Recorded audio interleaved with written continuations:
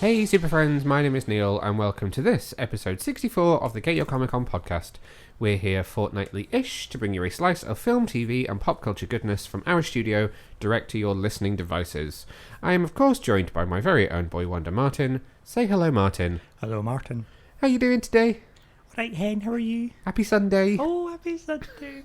Now I think we've been away 3 weeks, which is a total disaster because it means that we've thrown out the scheduling that was perfect for when the Batman comes out in March. So I'm afraid to tell you, you're going to have to take another 3-week break at some point in the near future so that we can catch up to where we need to be. What have you been up to? Nothing. You've been to Paris? I have. How did you know? Well, I'm thinking about things that we've done since the last time we recorded a podcast. So you've been to Paris. That was exciting. It was alright. Just alright? Saw Mickey. So Jack. Went on some rides. Got very wet. Got very, very wet. Turns out that France can be quite rainy in October. What have you been up to? I went to Paris. You went to Paris? Who did you see? I saw Mickey. Saw Mickey? Did you get wet? I did. It was very rainy. Yeah. Went on some rides. Explored Paris. Saw the Eiffel Tower. Ate some pastries. Ate a lot of mini sausages. A lot. I had a 4-day holiday with a free breakfast. What do you know, I'm going to stuff my face. We've been very, very, very busy. Extremely busy. Day jobs are busy. Life is very, very busy. Been to a lot of screenings. A lot of things we can't talk about yet. So I've got a little list of things we can talk about, but not this week and coming up in the future. Got a lot coming up this week as well, which I will elaborate on a little bit later on. Ooh. So what's coming up in this week's episode? I don't know. I just sat down. Oh dear. Well, there is so much out there in the world that we are foregoing the usual news section this episode so that we can dive in as fast as possible to a catch-up on things that we've been watching recently. So just to lay out the landscape for you for the next sort of hour, we are going to be talking about Star Trek Lower Decks Season 2. After that, we're going to discuss Marvel's Eternals and Sony Pictures' Ghostbusters. And then we're going to wrap up our what we've been watching recently with Stargirl Season 2, which has just finished streaming on Amazon Prime Video. Then going to give a little shout out to our Patreons out there and mention a competition that we've got running on Twitter at the moment. And then we will wrap things up for this episode. So let's dive in with Star Trek Lower Decks Season 2. So the second season of Star Trek Lower Decks is available to stream in full now on Paramount Plus in the US, and here in the UK it's available on Amazon Prime Video. The series stars Tawny Newsome, Jack Quaid, Noel Wells, Eugene Cordero, Dawn Lewis, Jerry O'Connell, Fred Tatasciore, Gillian Vigman, Paul Scheer, Jessica McKenna, Nolan North, Phil Lamar, and Ben Rogers. Season 2 consists of another 10 episodes which pick up directly after the end of Season 1 with Ensign Boimler now serving on the USS Titan with Will Riker, and then follows some further adventures of the Lower Decksmen on the USS Cerritos. Fair to say that as large Star Trek fans, we were pretty excited for the return of Lower Decks, weren't we? Yes. And we've talked in the past about how this is not maybe the type of animated show that we would normally watch, but that we both really enjoyed Season 1 and found it quite a surprise. So, give me your thoughts on Lower Decks Season 2. I enjoyed it. Better than the first season? Better than the first season. I don't know. Equal. Okay. Equal in different ways? Well, they would be equal then, wouldn't it? Well, I just mean, is it that you enjoyed it for being more of the same, or you enjoyed this for something slightly different? Because I feel this is a bit more cohesive, this second season. Yes, it was a very strong opener. Yep. And it remained consistent throughout. Okay. So you would just say it was kind of same enjoyment as Season 1? Yes. Okay. See, for me, I felt like Season 1 I enjoyed for all of the nods to other Star Trek lore and history. And I felt like they were doing a lot of that in Season 1 to try and prove themselves that they were a Star Trek show. And I feel like in this second batch of episodes, they've continued to do that, but to a lesser degree, and been able to focus more on their own characters because they've proved themselves to the fan base. So I feel like I've enjoyed Season 2 more for the actual Season 2 stories and not just for nods and references and stuff. Having said that, some of the standout moments in Season 2 are connected to other Star Trek moments. Favourite sort of references or deep dive moments for you? The Voy episodes. Yeah, so Tom Paris was in season 2. There was a guest spot from Robert Duncan McNeil, who returned as Lieutenant Tom Paris. So, remind me, is he a lieutenant at the end of Voyager, or is he still just an ensign because he'd been demoted? Oh no, I had to Google this. He is a lieutenant at the end because I think it gets re-promoted. That's good for him. So he reappears for an episode when he comes to visit the Cerritos, as well as appearing as a mysterious, vision talking ceramic plate. But there is some great stuff in there which nods to Voyager. I think for me, I really enjoyed the episode where they were trying to sneak into a Starfleet party, and on the base that they're on, Mariner and Boimler end up doing some sort of covert mission where they don't realise that they're smuggling drugs and they think they're smuggling data bubble bath. I think that's quite a hilarious moment. Or is it lore? Well, that's the thing. One or two of them might have been lore. But that's a funny one because it is a reference, obviously, to the Next Generation, but it's not like it's a thing from the Next Generation. It's not like data bubble bath existed before. What were some of your favourite moments that were kind of not callbacks to old Star Trek? Because there was a lot that went on. You had, let's think of some of the other stuff that happened this season. There was the Ferengi trying to round up a illegal sort of smuggling ring on one of the planets, and that was a callback. Oh, it's still a callback to what the Ferengi were like when they were first introduced. What else did we have this season? There was a lot of development of the relationships of the characters in different ways to what we saw in season 1. So finally pairing up Mariner with Tendi, nearly forgot her name for a second there, rather than doing the usual pairing of kind of Boimler and Mariner and then the other two together. Favourite moments for you? I don't really have a favourite moment. I just enjoyed it all. I'm trying to remember now how the season ended. It ended on a cliffhanger, it ended on a doozy of a cliffhanger, didn't it? Did it? Yes. So after... I don't remember any of it now. The end of season 1, where they introduced the Pack-Leds from Next Generation and made them kind of a villain, we visited the Pack-Led homeworld, remember, in part of this season, and then that's called back in the season finale when the captain is arrested for doing some dodgy dealings on the Pack-Led homeworld. Ah, yes, I remember that. Because it's the whole thing where she's going to leave and get another job, yeah. But then she stays and then they take her out of handcuffs. There is some stuff that slightly confused me in season 2. So they brought back the security chief, the Bajoran security chief, who died in season 1, and there's a running joke that bridge officers will often just return after dying, as if that was something from Star Trek. And to me, I don't understand, because that's not a thing that I remember from Star Trek. Because obviously when Yar died, she died. Yes, there was an alternate universe where she came back, but she didn't just return. I guess Harry Kim died and returned? Yeah. Chakotay died and returned. Did he? When did Chakotay die?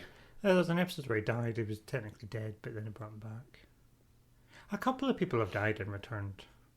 But I suppose it's interesting because it does happen a lot for bridge officers, but you never look at it from an ensign or a lower decks person, because then it might be in the inner circle that brings them back.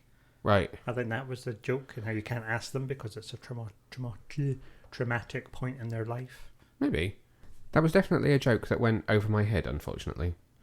So other stuff we had going on in season 2, we kicked off with them completing a second contact on the planet Apagos, which is when Ransom gets godlike powers. In episode 2, we met Keishon, who is a massive callback to an episode of The Next Generation, where it was Darmok and Jalad, which was the Picard gets stuck and tries to learn the alien language on a hostile planet.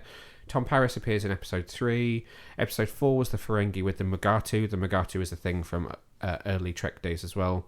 And Embarrassment of Duplas, that's the one that I really like. So that's with the data thing. It's where the B storyline is the Dupla that's on the USS Cerritos that keeps doubling and doubling and doubling until the ship is completely overrun.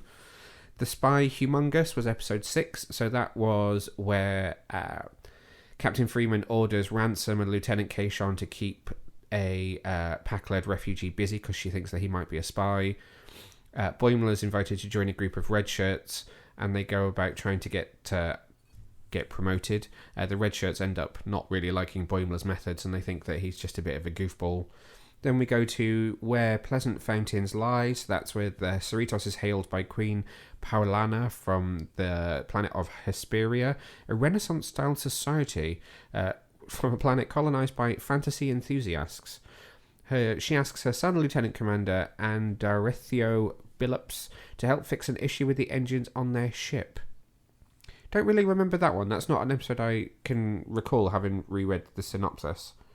In I Excretus, there's friction between the members of the lower decks and senior officers as they are accidentally left behind in space following a repair mission. That's the one where they're all stuck, just stood on the outside of that space station in their suits. And like, they'll be back in a minute. They'll be back, and they don't. Then, penultimate episode was called Wage Duj, which is when the Cerritos goes on a 12-hour warp, allowing the crew a day of rest, but Boimler finds himself as the only one that has a lack of a bridge member to spend his time with. They encounter Ransom and his group of friends who are all from Hawaii. That's where Boimler is just basically sucking up as much as possible to try and get himself in with the senior staff. And then the season finale is where the Cerritos actually gets to do a first contact mission. And they bring back Sonia Gomez, who was in 2 episodes of, I think, the second season of Star Trek The Next Generation. And she is now a captain, which is very nice to see, because the last time we saw her, she was spilling hot chocolate over Captain Picard. Does that refresh your memory a little bit? Yes, I'm suitably refreshed. Very good.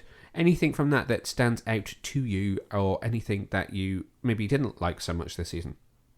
The only episode that I didn't like was the lower decks on the other ships.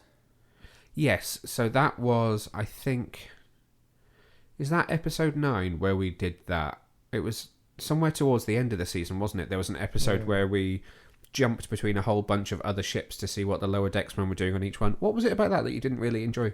I don't know, I just didn't really like it. I just found it a bit slow to get into. Yeah, because they were all characters that we didn't really know, so you didn't spend a huge amount of time with these people. I thought the Klingons were interesting. I thought that they did a reasonably good job of reflecting each of the different species that we spent time with. So, like, there was Klingon ship, there was the Vulcan ship. I can't remember what the other one was. You remember what the other one was? A Borg. Was there a Borg lower decks? Yeah. There was, wasn't there? And then that kind of all pulled together for the end of the episode, didn't it? I thought it paid off well, but took a while to get going, so I know what you mean there. Now is a perfect time for me to mention that if you have not yet caught up with any of Lower Decks, as well as seasons 1 and 2 streaming on Amazon Prime Video, CBS Home Entertainment is bringing the first season of Lower Decks to Blu-ray and DVD in the UK from the 29th of November.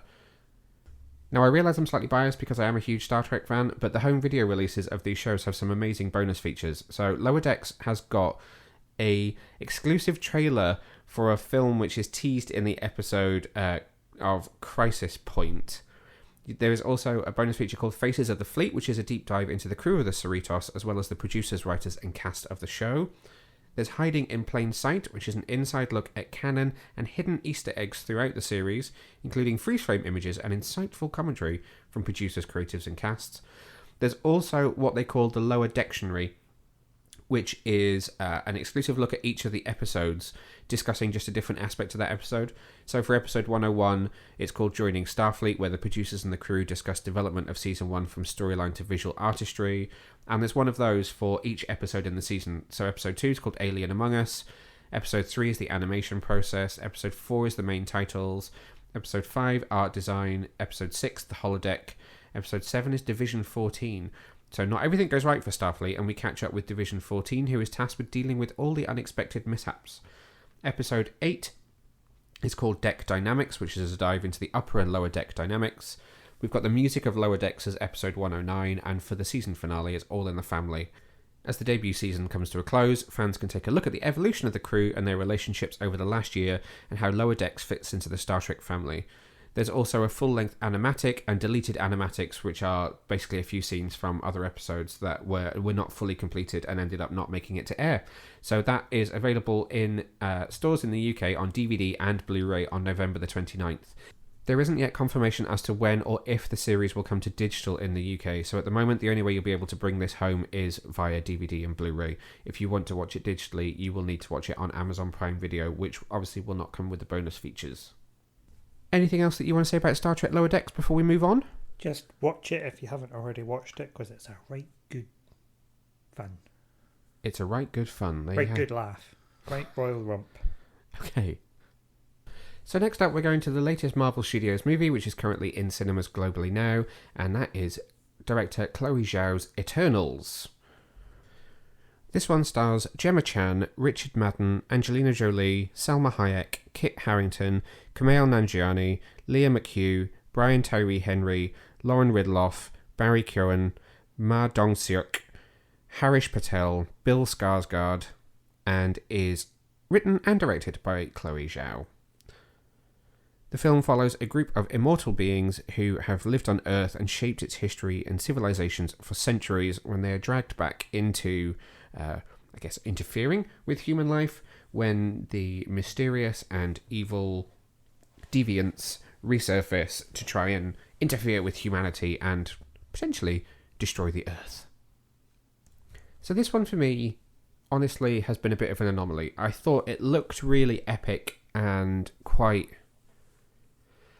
I'm going to say impactful from the trailer, because it has an aspect of kind of family which you maybe don't so much get with the Avengers, because they spend more time bickering and saving the Earth than time spent focusing on their interpersonal relationships. This felt like it was going to focus on the interpersonal relationships with the kind of saving the Earth stuff as a backdrop to it.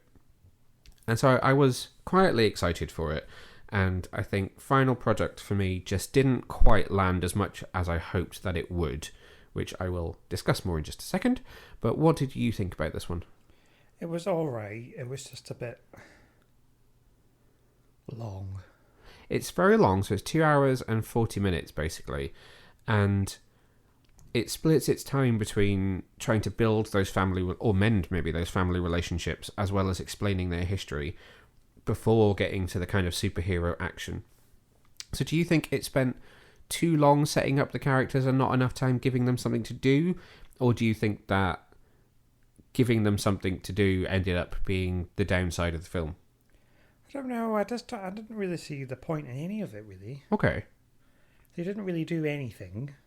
And then when they did something, it didn't really make any sense to me. Okay. So let's break this down for a minute. So let's just talk about the characters. How do you feel about the actual characters themselves? I don't know. I mean, they didn't really do anything, did they? Well, maybe not about not their actions, but do you think they were characters who, given something to do, you would like to see more of? I'm not sure if I would. Okay. So I quite like some of the characters. I'm glad that they thinned them out a little bit by the end of the film, because you kind of get the sense that there are a few characters who were less necessary to the story who ended up being written out, as it were, or killed off. One or two of those I was quite sad about, but not all of them, shall we say. Probably sounds really rude, doesn't it? I don't want to spoil too much for anybody that's not seen it. So it's really clear that Cersei, which is Gemma Chan's character, is basically our lead. I liked her. She's very well developed. She's given a lot to do. We understand what she did throughout history. We understand what she was doing working at the Natural History Museum. So she's just around the corner from our office. I felt like she was very well developed. Richard Madden as Icarus, again, I felt was quite a well developed character. They put a lot into him. And then there were other characters such as Sprite, who was there, but I don't really know what the point of Sprite was. Yeah, I don't really either.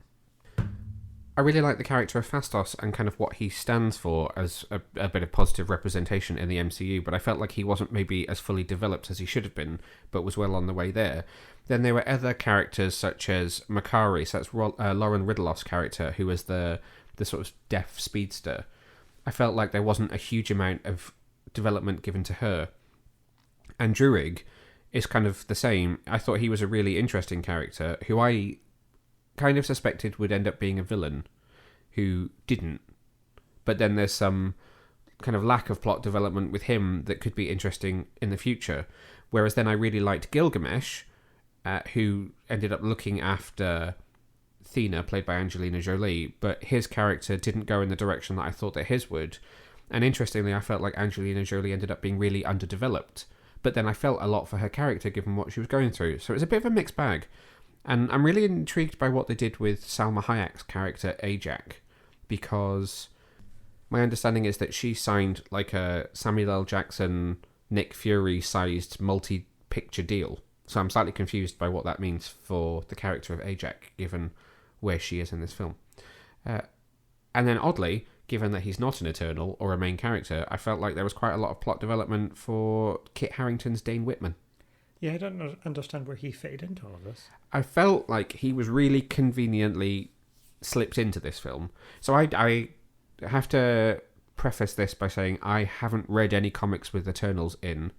I also haven't read any comics with Dane Whitman in, so I don't know if the relationship between Cersei and Dane Whitman is a thing from the comics. Maybe that's the inroad here, I don't know. Otherwise, it felt a little contrived how they brought him in for the sake of what they want to do with him next, which is explained in one of the post-credit scenes. So I think it's a mixed bag in terms of characters. I think my biggest issue is similar to you, is the story. Well, it was just too long. It was too overinflated. Nothing really happened, and it was like a mad rush at the end, and I thought, I've just sat here for 4 days for this. I know what you mean. There is definitely something that does not cohese in the story. I do genuinely like the family drama, and I think maybe there could have been a more concise version of this story where we learn... I didn't mind them mixing flashbacks and present day. I thought that was fine.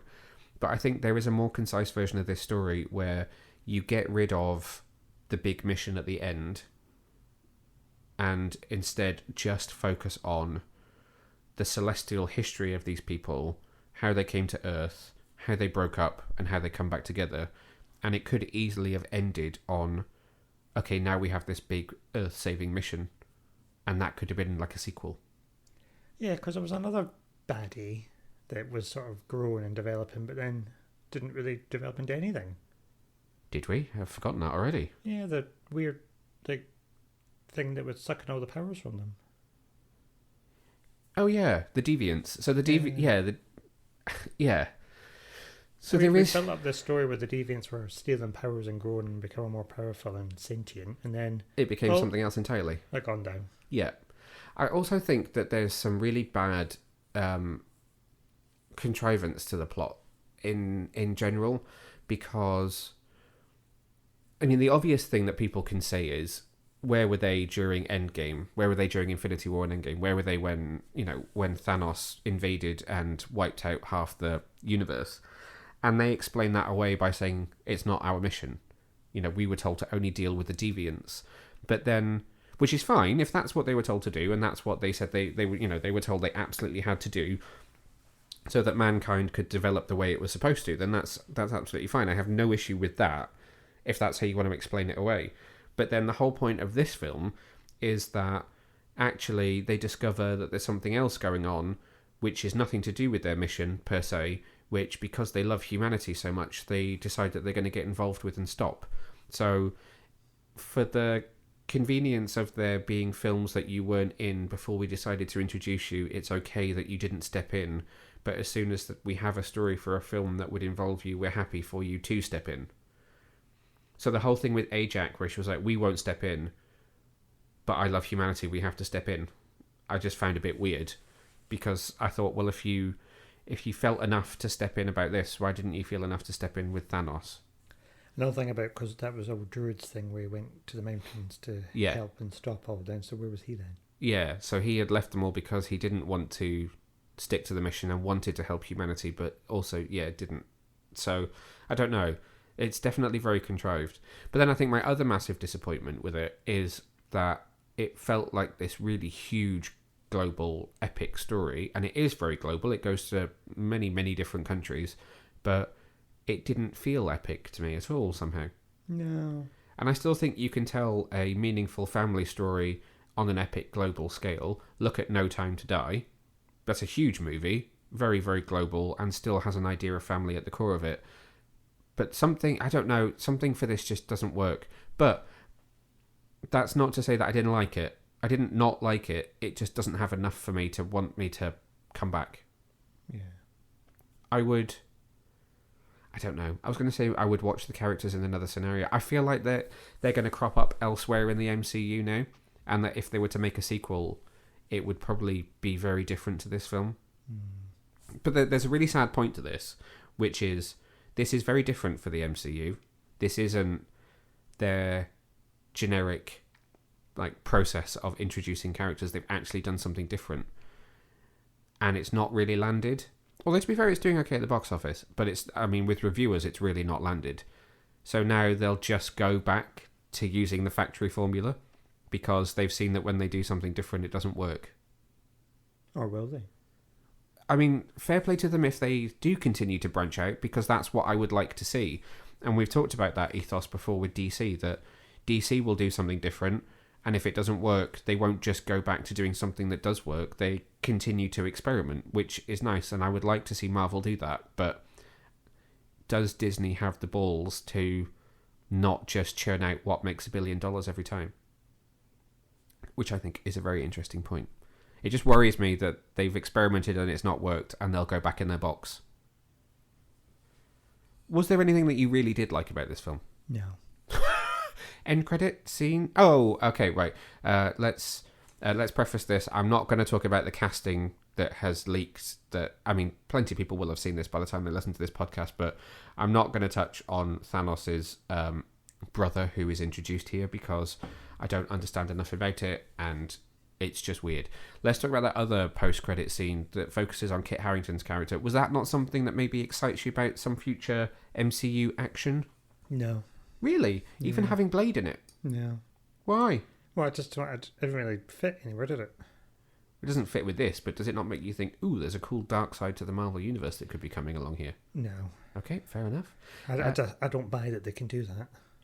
No? Do you not think they'll manage it? No. Vampires in the MCU? No. Well, I think they'll do it, but it will be a Marvel version where it'll be really bright and colourful and happy.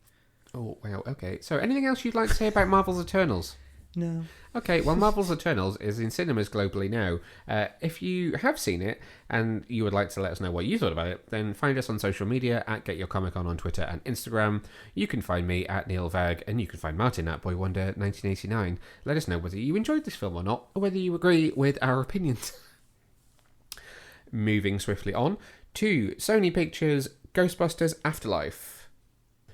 This film begins hitting cinemas globally from Thursday the 18th of November 2021.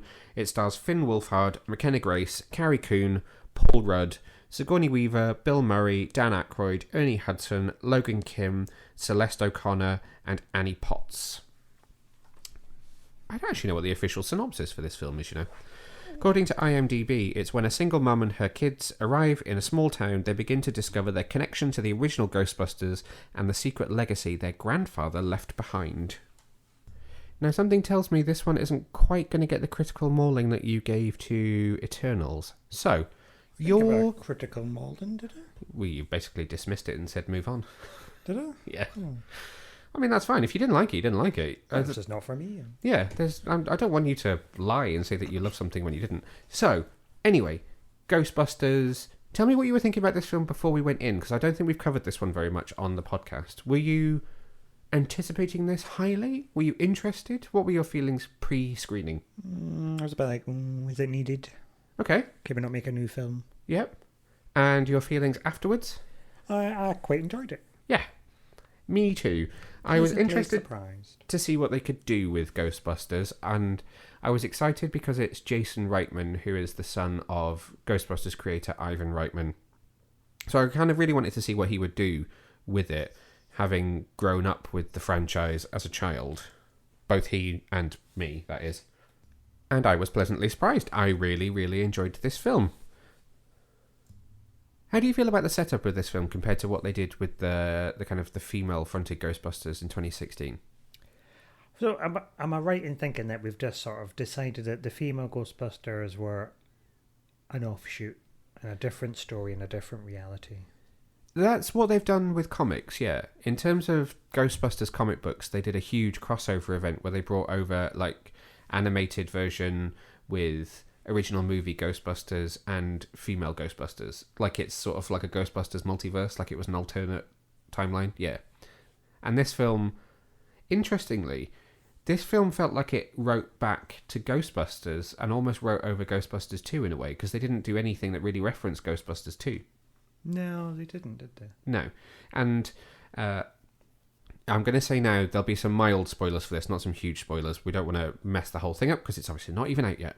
But there is a scene where they go through important dates in history, and there is no date which relates to 2016 Ghostbusters, but there is a date which relates to the first film, no date which relates to the second film.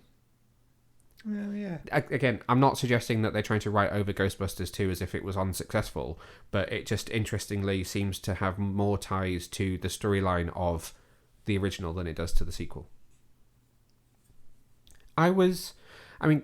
You don't dislike the female Ghostbusters, neither do I. It doesn't feel like a Ghostbusters movie to me, and I've talked about this a bit with some of the other kind of film journalists that I know. It feels like Saturday Night Live spoofs Ghostbusters than a original Ghostbusters movie to me, and I enjoy it for that. I don't enjoy it as a Ghostbusters film. I don't know what your thoughts are. I mean, it's an alright film. It's funny in bits. Yeah. It does what it says it's going to do. It's a bit of a homage. Yeah, it doesn't feel like a Ghostbusters movie. So I really appreciated the setup here. I do think there's a lot of nostalgia for the original films and the original cast and aspects of the original film, and I think that may put some people off, do you think? The amount of nostalgia? Maybe. But I do feel like they balance the nostalgia with the new characters and a sort of contemporary spin on it quite well. What do you think? Yes. I think it's an interesting setup. So it's a new story, but it's rooted in the old Ghostbusters lore. Very heavily. Very heavily. Did it tug at the heartstrings? It did tug away, yes. You did that on purpose. Well, it made me cry at the end, I will like to add. I teared up quite a lot. Tugged quite hard then for you. Oh, for God's sake. Back on the matter at hand.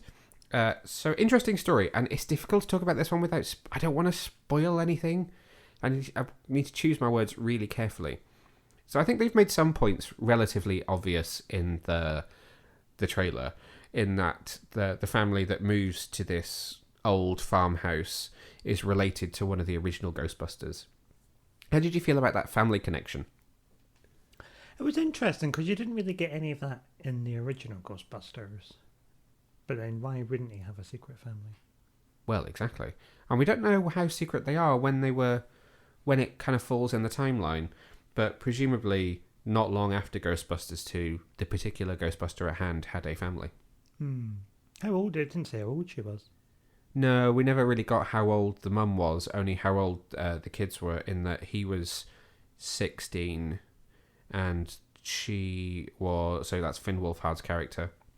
Is 16, and McKenna Grace's character was, I think, 10 or 11. She was younger, wasn't she? Well, she was definitely younger. I don't know. I can't remember now off the top of my head how much younger she was. So they managed to play a little bit fast and loose with the timeline. Obviously, a Ghostbuster or Ghostbusting actor has passed away since the making of the original films. That was Harold Ramis. And his spirit is felt very strongly in this film. Did you think that they did him proud by how they represented him here? I think so. I mean, I don't know him. Not personally, no. I don't know what his thoughts would be on the matter, but I think it was nicely done. Yeah. Maybe a little bit too much at the end. Okay.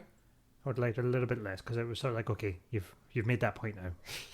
You really made it now. Let's just move on from that point. I felt like they went to great lengths to sort of show Bill Murray's remorse for the fact that the two of them fell out, and that's part of the reason why Ghostbusters 3 never happened, and that he will never get the chance to kind of make up and rebuild bridges that were burned back in the 80s. Over it. I felt like they really wanted to drive home that there was quite a bond between the 4 original actors, or in fact 5, because Annie Potts was obviously quite a presence in this film as well, and I think they went to great lengths to show that. And I guess a lot of that will also come from the fact that this is being made still by the Reitman family, so I guess Jason grew up knowing all of that from his dad and wanted to homage that as well. What happened to the other man? The man from Little Shop of Horrors. Rick Moranis? Yeah. He retired from acting almost completely. I think he is coming out of retirement for something. I feel like they're making a new Honey, I Shrunk the Kids or something, and they've managed to coax him out of retirement. But he basically retired, I think, sort of mid-90s and has not worked since, and has basically just been living as normal a life as he possibly can.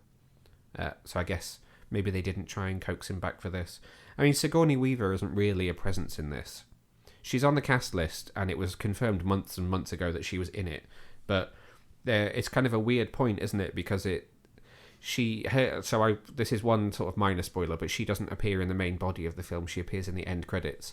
But the film, if you didn't know that she was in it, or you had forgotten she was in it, that moment is spoiled for you, because at the end of the cast list it says "and Sigourney Weaver," and you go, what? She wasn't in this, and then boom, there she is. The weave. So that was a bit weird, wasn't it? Yeah, but I liked that as well. I think it was done well. It was a wonderful scene as well. I like the scene that she is in. So let's talk new characters for a minute. What did you think of... let's start with McKenna Grace. So Phoebe, the sort of lead child character.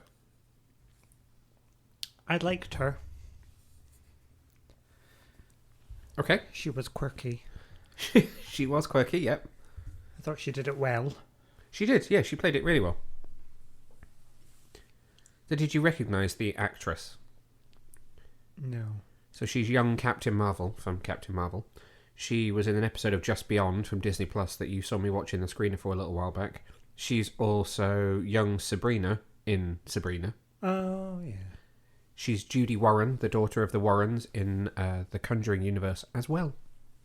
She's a talented little girl. She is, yeah. I think a great young lead for this as well. It's difficult to call out an actual sort of lead character because they're all very much an ensemble in many different ways. So next there was Celeste O'Connor, who plays Lucky. I felt like she was the one that had maybe the least character development of all of them in this film. I don't know about you. Yeah, she was just sort of there, really, wasn't she? Yeah, she was a love interest for Finn Wolfhard's character, and that was interesting. And we do get some tidbits of her family history. We understand where she fits into the town, and some of that, where she might fit into the Ghostbusters as a team. But as much as she was a great character, I just felt like there wasn't as much to her, and we weren't given as much to see and for her to do. And then that leads us to who I think is probably your favourite, who is Logan Kim as Podcast. He's a very talented little man. Yeah, he is. This is only his second acting credit. He was also in something called Home Movie The Princess Bride, a miniseries, which also happens to have been directed by Jason Reitman, who directed this film. So I think a bright future for him, because he's hilarious. He's not backwards in coming forwards for somebody so young. I don't actually know how old he is, but he's very young. Yeah, but stands up. The show, really. Yeah, he does. He stands up in every single scene and commands the screen really strongly, which is impressive for somebody of his age. What about adult characters? There's People Magazine's Sexiest Man on Earth 2021, Paul Rudd. What do we think about him in this film? He's Paul Rudd doing Paul Rudd, and he does it very well. Yeah, I was going to say, do you feel like this is Paul Rudd being lost in the character of Mr. Gruberson, or is this Paul Rudd as Ant-Man / Mike from Friends? Did I get his name right? And any other Paul Rudd character? Yeah, he's Paul Rudd. But then that doesn't really matter. Paul Rudd being Paul Rudd is still awesome. Yeah. Mr. Gruberson as a character, I think it's quite interesting. He does get a bit of character development. He gets to do quite a bit. I think he's our way into this film as well as an audience. I think there are a few different ways you can come into this film, particularly if you're not a fan. Well, maybe not a fan, but not intimately aware of the history of Ghostbusters. I think there are a few different avenues to break into this, and he's probably the most accessible one, I thought. So he was really good. And he plays well with the adult characters and the child characters as well, I think. Like, you get the scene where they experiment with the ghost trap, where he feels almost like an overgrown kid, like he fits in with Podcast and with Phoebe. And then you also get his relationship with Callie, played by Carrie Coon, which fits into some of the more adult stuff that's going on in the background. Which perfectly leads me into Carrie Coon as Callie, the daughter of one of the original Ghostbusters and mother to Phoebe and Trevor. What do you think about her? I like her. I think she's got a nice bit of character development at the end. Yep. Where- Yeah, there is quite a nice arc for her, isn't there? Yeah, so that was nice to see. I think she's a good mum. She carried the role well. There's a lot for her to do, because obviously where we find her at the beginning of the film, she'd never had a relationship with her father, aka one of the Ghostbusters, and so she has to try and kind of build a relationship with him, even though he is not a character in this film per se. But his presence is overwhelming. Yeah.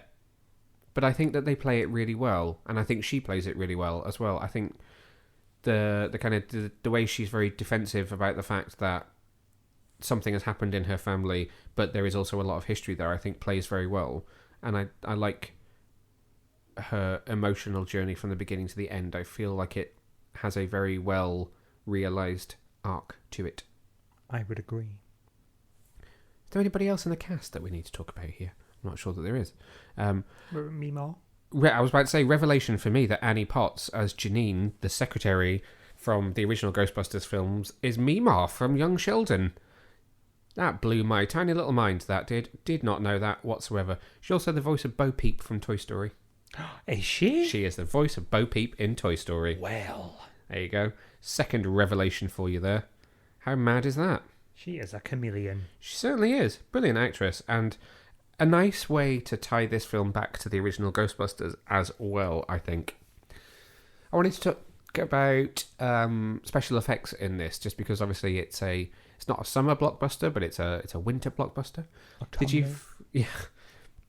Did you feel like this lived up to the kind of the special effects that you would want from a contemporary Ghostbusters film? Yes, I think there wasn't too much of a reliance on lots of VFX, but there was a nice amount of practical and miniature effects as well. I think you'll find. Oh, you're going there, are you? Yes. So I was going to say the same thing. There's a nice mix of copy me, are you? Yeah. There's a nice mix of VFX for the ghosts, which look absolutely brilliant. There is some practical stuff. There are some huge set pieces, and I am pretty sure that at one point, when a character from the original, who I will not name, reappears, there's like a temple, and I think the way that temple appears may well have been a miniature, which is quite impressive. And it just mixed together really well. It was what I wanted.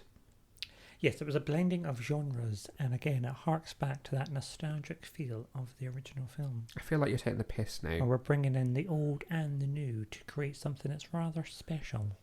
You're plucking words out of the ear again. Oh, it sounds good though. And then finally, I wanted to touch on the score, because the score I think is quite important in a film like this. How did you feel it stacked up in terms of the score? Which is, by the way, is a composer by the name of Rob Simonson, who has worked with Jason Reitman in the past. I mean, I thought it was okay. I thought it was a little bit too much of the old Ghostbusters diddles. Diddles? Like little diddles.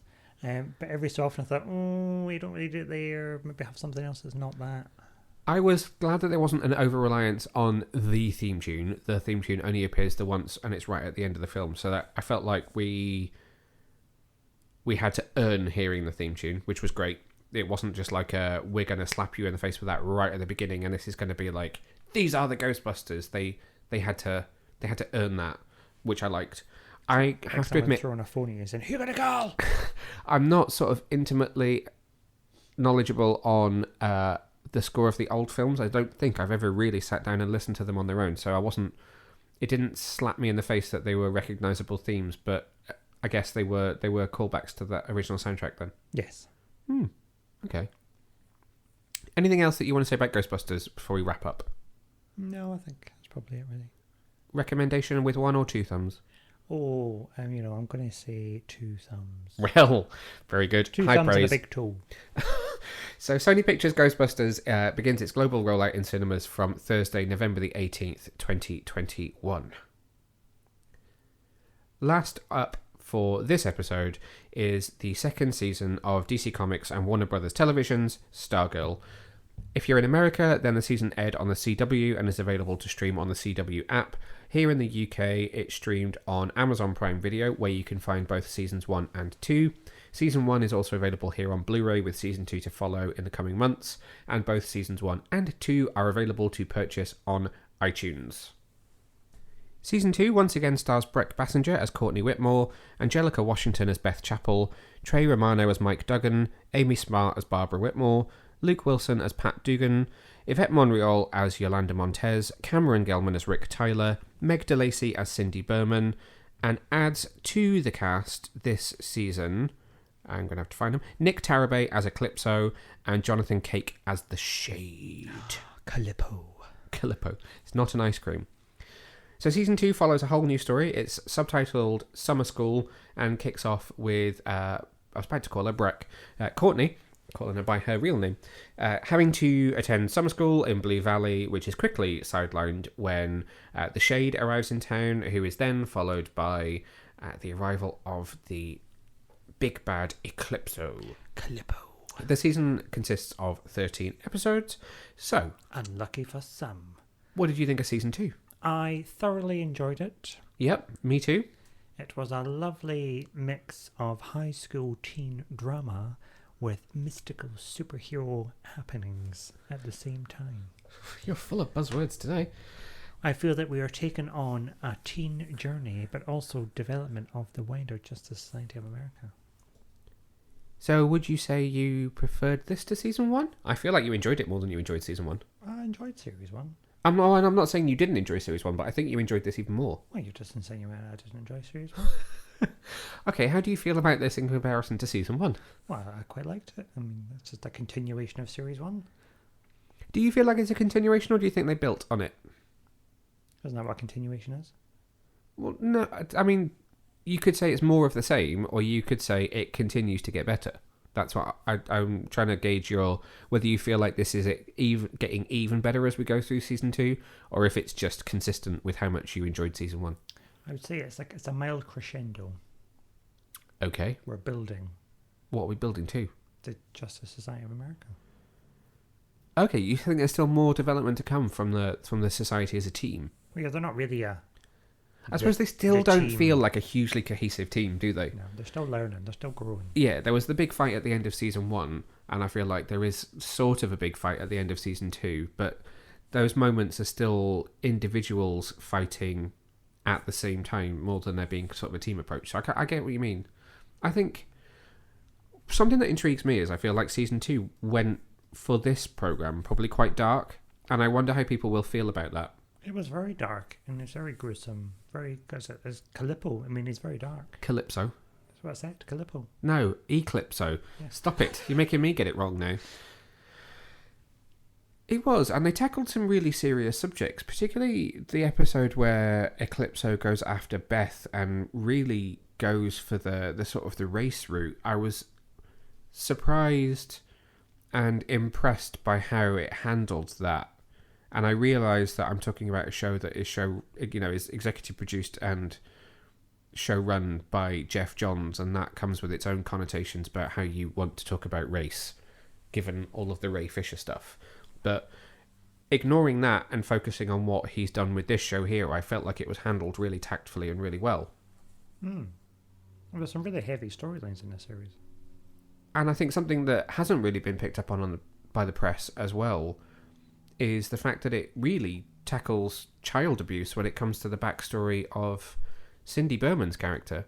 It really Because they very much tee her up as a villain, and I know you weren't very keen on her. There was the scene out on the football field where you felt like she was camping it up far too much, and you said, I don't like her. And then after she gets trapped in the kind of the Shadowland, and then we see what's happening to her in there and what she's reliving, you really realise that actually what her dad did to her, which we know about from season 1 anyway, because we've seen her in costume and we've seen her with the blades and everything, is really him experimenting on and abusing his child. Yeah, I really didn't like her the first half of the series. It was too campy and theatrical. She was just missing a cat and a maniacal laugh. Mm-hmm. Yeah. But it really turned when she went into the Shadowlands and came back, and we saw that different aspects of the facade that she was putting on. But then I'm interested to see what they want to do with her in season 3, because it sounds like she's sticking around, and I don't quite know how I feel about that. Yeah, I'm not a fan of her joining the team. No, so I think we'll probably have to see how that plays out when it comes to season 3, which is called Frenemies. But we'll get to that at another time. Highlights for you then in season 2? I think the world building Yep. There is a lot of wider world and DC lore in this episode. Yeah, Season. I enjoy that. Yep. Any particular sort of characters that you enjoyed meeting this season that we hadn't met before? So we met about the Flash. Yeah. John Wesley Shipp came back as, so not his 90s Barry Allen, but as Jay Garrick, which was nice to see. A nice tie.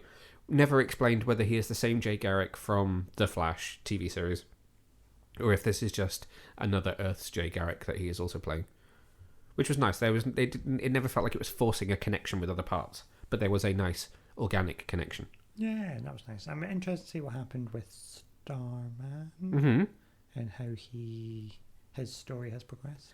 Yeah, I think we probably talked about this when we finished season 1 because of the kind of the post-credit scene in season 1, but it felt like we were going to see more of Starman in season 2 because it seemed to really tee up that John McHale would appear in more of season 2, but he actually only appeared in a handful. Well, I wouldn't even call it a handful of episodes. It was only maybe 2 or 3. So maybe the indication now seems to be that he will be in season 3 more. So perhaps that was the plan for season 2, but it wasn't ended up able to be carried off just because of maybe COVID, and because he's a very, very busy man. He does a lot of stuff, so maybe he wasn't able to sort of be on set for a prolonged amount of time. So hopefully season 3 will explore a bit more of the Starman story.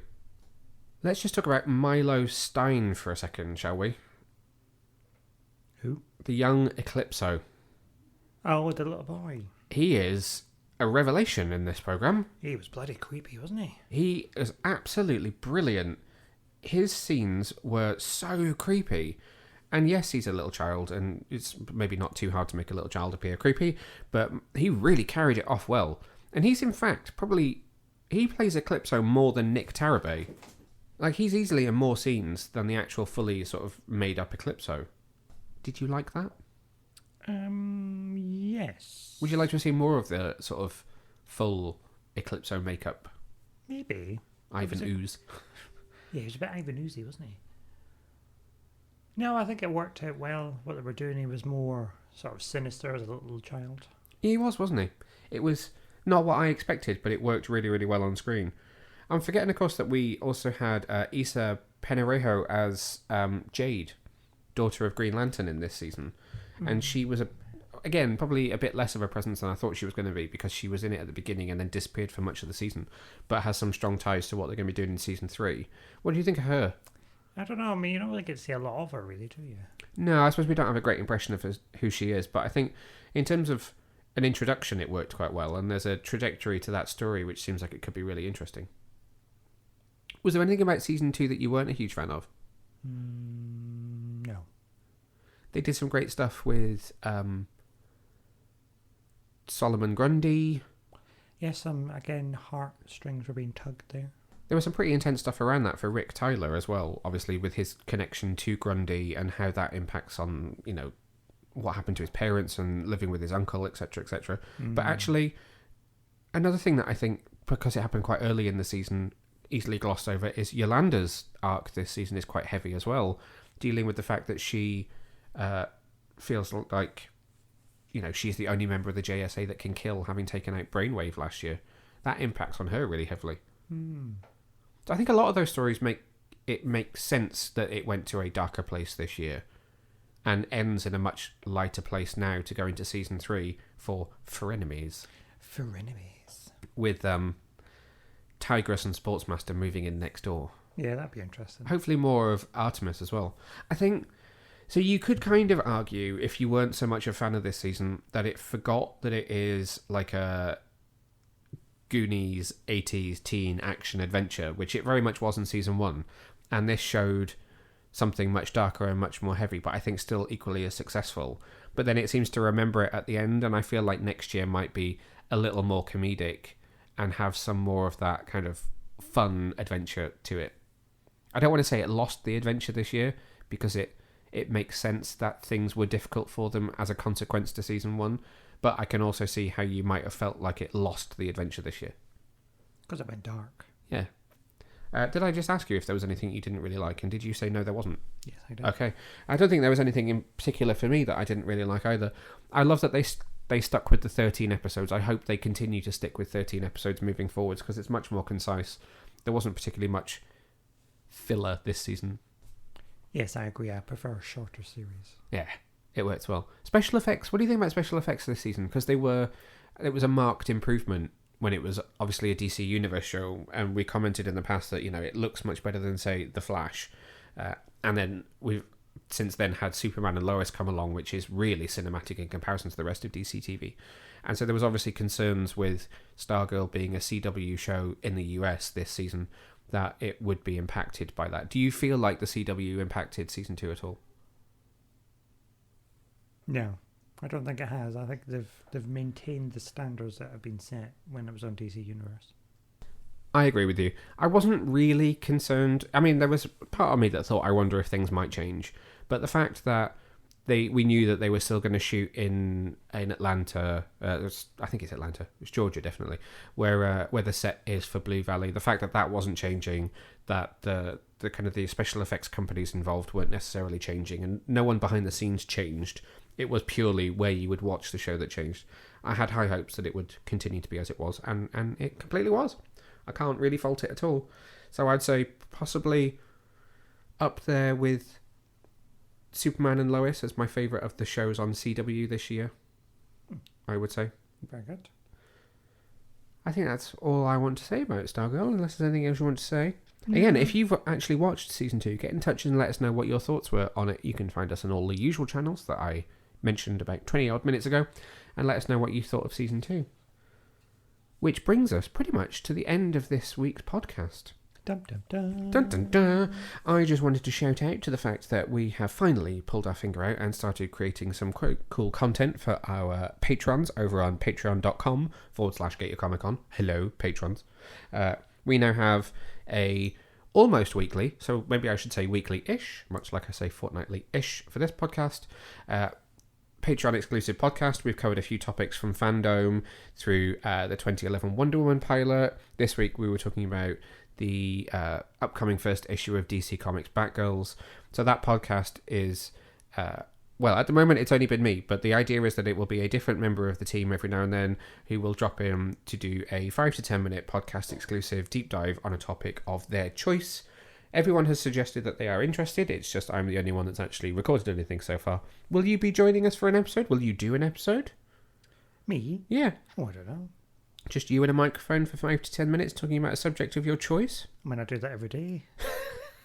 This is true. We also have done a couple of video diary entries. So this week we were at a special UK fan screening for Marvel Studios and Disney Plus's Hawkeye. You can follow us in a little video diary, which is available on Patreon now. I'm not doing a hard sell, but if you would like to subscribe, then it's patreon.com/GetYourComicCon. I also need to mention that we have a really awesome competition running at the moment over on our Twitter, which is at GetYourComicCon. We are currently, or should I say, up for grabs right now currently from our friends at Funimation UK, and celebrating the cinema release of My Hero Academia, World Heroes Mission. We have 10 headsets to give away over the next couple of weeks. I think we might be saving a couple for when the Blu-ray comes out next year. But basically we have a stash of HyperX Cloud 2 USB headsets to give away. They are My Hero Academia branded for any of you anime fans out there, and they are 7.1 surround sound virtual headphones, which also have a microphone and a USB sound card controller, which is like a massive control that's on the cable that lets you do plenty of wonderful things. You have been using a set that were gifted to you. How are you finding them? Oh, they're wonderful. It's a sound revolution in my ear holes. Amazing. So they came from the wonderful team at Funimation and are available on our Twitter for you to enter and win between now and the 27th of November. All of which leaves me to talk about what might be coming up in a couple of weeks' time when we come back. I made a list. So there's Hawkeye, which will be premiering on Disney Plus on November the 24th. We've seen episodes 1 and 2, but we are strictly under embargo on reviewing them. We can, however, react. What is your reaction? Ooh. My reaction is, oh. We've also got Series 2 of The Morning Show, which I had actually tabled to talk about this episode, but I figured we're releasing this with only one episode to go, so we might as well wait until the next one to talk about Season 2 as a whole. We've got Doom Patrol Season 3, which we need to finish. We've also got Dope Sick, which is premiering, has premiered the first 2 episodes this week on Disney Plus Star. We've been able to watch a few episodes of that. We've also got The Wheel of Time, which is a brand new Amazon Prime fantasy series starring Rosamund Pike. We went to a special screening of episode 1 last week and are now attending the world premiere tomorrow as we're recording this, or yesterday as you're listening to this, at London's BFI IMAX, which again is under embargo, so we can't talk about that at the moment other than reaction. What's your reaction? Ooh. And then I'm also this week going to see Warner Brothers' King Richard, which is the story of Venus and Serena Williams starring Will Smith, which is tipped for Oscar glory next year. So we shall be talking about that maybe as well. That's quite a list of things already. That's on top of anything else that we might watch in the meantime. All of which leaves me to say thank you for tuning in. Don't forget to like, subscribe, share, all those wonderful things that you can do on the interwebs these days. So stay safe, stay well, and until next time, bye!